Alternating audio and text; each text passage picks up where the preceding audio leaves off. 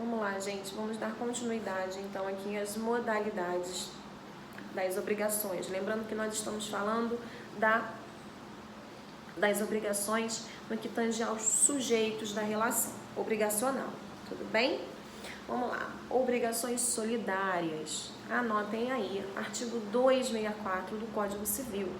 Diz o seguinte: a solidariedade, quando na mesma obrigação concorre mais de um credor ou mais de um devedor, cada um com direito ou obrigado à dívida toda. E aí vocês vão grifar dívida toda, tá? A gente tem que sempre prestar atenção que a prestação, na verdade, é considerada única, inteira, tá? Eu vou pegar um exemplo aqui para vocês da conta conjunta. Geralmente, a galera que tem mais idade, de mim para cima,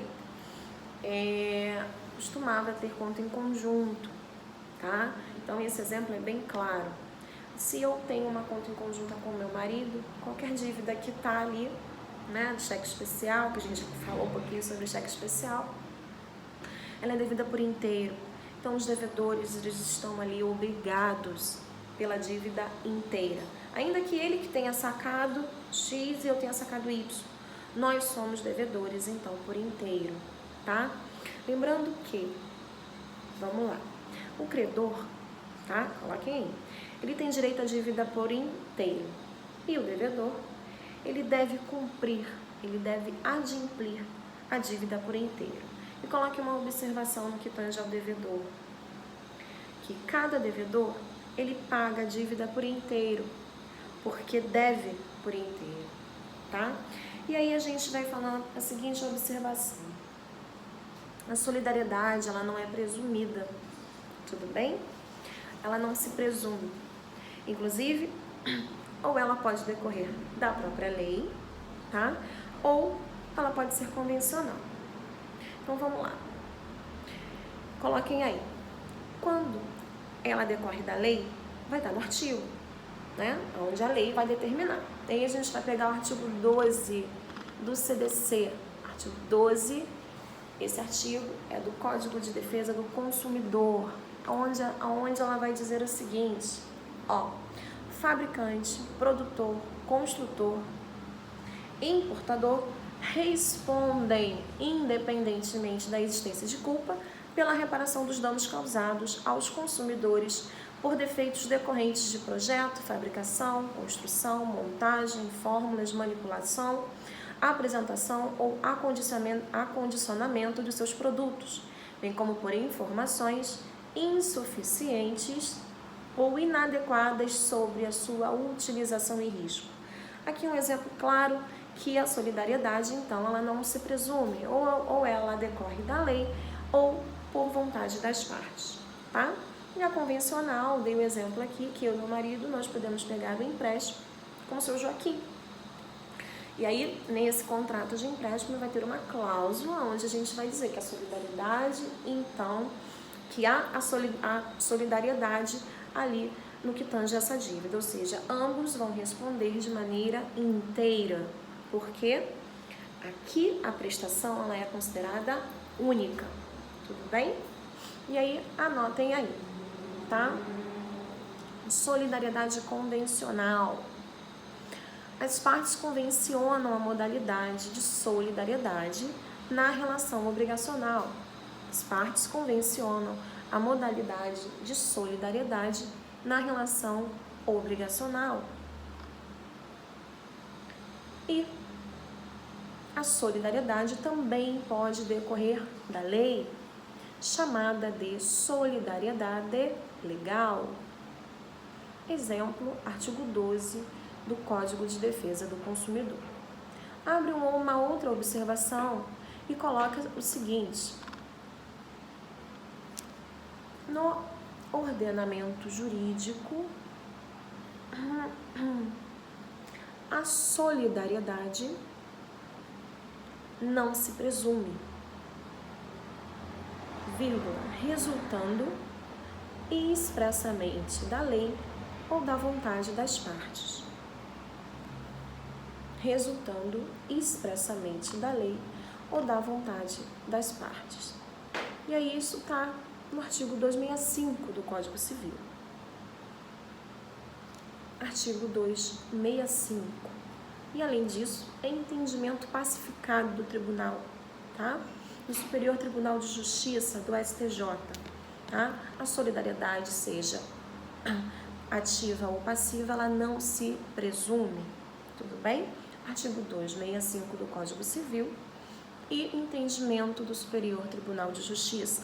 Ela decorre ou da lei, conforme artigo 12, como acabamos de ver, ou convencional, ou pela vontade das partes.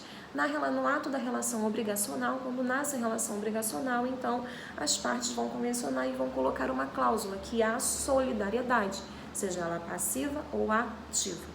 Até aí tudo bem? Beleza, vamos dar então continuidade. Anotem também para ler depois.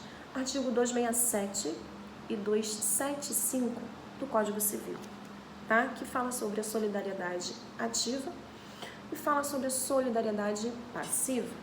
Eu vou até ler para vocês o artigo 267. Cada um dos credores solidários tem direito a exigir do devedor o cumprimento da prestação por inteiro. Ó, prestação por inteiro, olha a cola aí. Só grifar, não precisa anotar, tá? Aqui a gente tem que entender que a prestação ela é única, tudo bem? Beleza. Agora a gente vai então começar a falar sobre a próxima modalidade, que é quanto ao elemento objetivo, que é a própria prestação em si. Falamos sobre os sujeitos da relação, não é? E agora nós vamos falar sobre a própria prestação, tudo bem? Anotem aí. Item A. A prestação, ela pode ser alternativa, tá? E aí, a gente vai sempre lembrar que há sempre 2 ou mais prestações a serem cumpridas, tá? Falou em obrigação alternativa, esquece única, o quê? Obrigação, única prestação, tá? Ou vai ser uma, ou vai ser outra, ou vai se cumprir uma, ou vai se cumprir outra. Há sempre a partícula disjuntiva ou. Então, coloca já aí do lado de cara. Obrigação alternativa, partícula disjuntiva ou. Bota aí letra garrafal, ó. Você tem as canetinhas aqui, Lumencolor, caneta, tem tudo. Marca tudo. Minha caneta caiu, ouviram, né? Mas tudo bem, não tem problema não. Vamos dar continuidade aqui. E aí a gente vai colocar aí, ó, artigo 252 do Código Civil. Nas obrigações alternativas, a escolha cabe ao devedor, se outra coisa não se estipulou. Então, a gente vai ver aqui que, via de regra, conforme a lei, a escolha cabe ao devedor, vírgula, se outra coisa não se estipulou. Ou seja, pode caber ao credor a escolha? Sim, desde que esteja estipulado no contrato, no ato da relação obrigacional, tá? Quer ver um exemplo? Bia se compromete a entregar um touro ou então um carro em troca de um terreno. A Bia ela quer comprar um terreno, ela não tem dinheiro, mas ela tem um touro super valioso e um carro super valioso. No ato do contrato, quando nascer a relação obrigacional, onde tem a cláusula então de uma obrigação alternativa, não é? Que tange a prestação, ela vai colocar ali, ó, me comprometo a entregar ou um touro, ou daí ela vai especificar o touro ou o carro XYZ. E no ato da entrega, cabe a ela a escolha, a não ser que tenha uma cláusula contratual onde diz que o credor é quem vai, então, estipular, vai decidir. Se no contrato nada falar, cabe quem a escolha? Ao devedor. Tudo bem? Beleza? Tranquilo, não é? Tá ótimo, então. Aí coloquem essa observação. Fixada a premissa de que as obrigações alternativas têm por objeto múltiplo, cumpre-se indagar a quem cabe a escolha da prestação que será realizada. A quem cabe? Ao credor ou ao devedor. Como regra, cabe ao devedor.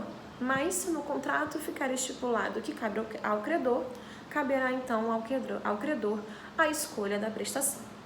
Tá bem?